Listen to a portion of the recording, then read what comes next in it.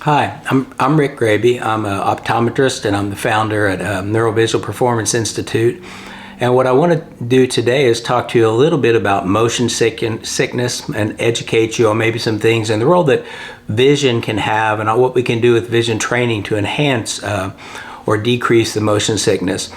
Really, the motion sickness in general, or car sick, whatever, there's three feedbacks to the brain. There's information from your body, which we'll just call that proprioceptive, or where your body is in space. In our inner ear, we have a vestibular system, and the vestibular system tells us where your head's positioned. There's little otoliths and little fluid filled. Think of it like 3 Carpenter levels is the simplest way to think of it. It's a little more complex, but thinking that, it tells you where your head's positioned, and then you have your vision telling you where. So information about where your body is in space, information about where your vision is telling you where things are, and information from your vestibular, and all three of those should sync up and match up and be in agreement. What happens when we go spinning around, we get the fluid in our inner ear starts going too much, and it doesn't match our vision, and it's still sloshing around. And what happens then is our visual system doesn't match our vestibular system, and your brain is saying, if those two information bits don't match up, we must have some neurotoxic substance in our body.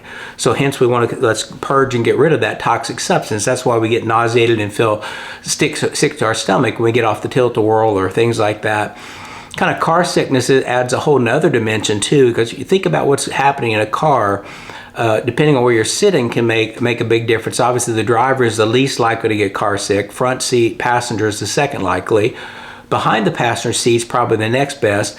And then probably the worst place is, right behind the driver, or worse still, if you're in a 3-row, be in the very third row.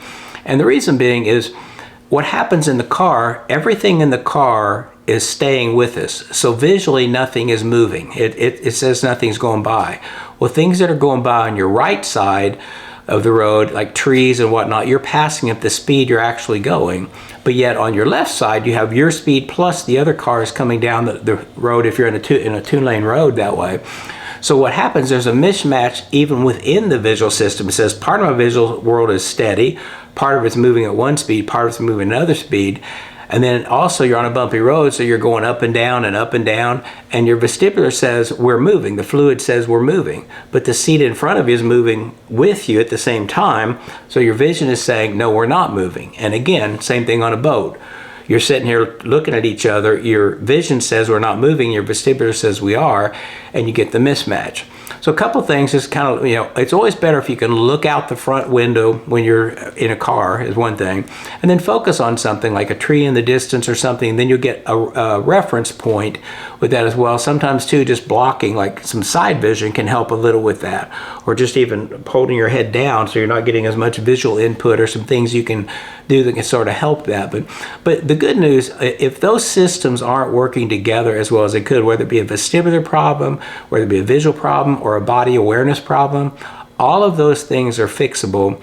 And we actually have testing we can do here. We can say, like, if there's balance problems, we can say, is it from the vestibular system, is it a visual system, or is it a proprioceptive system?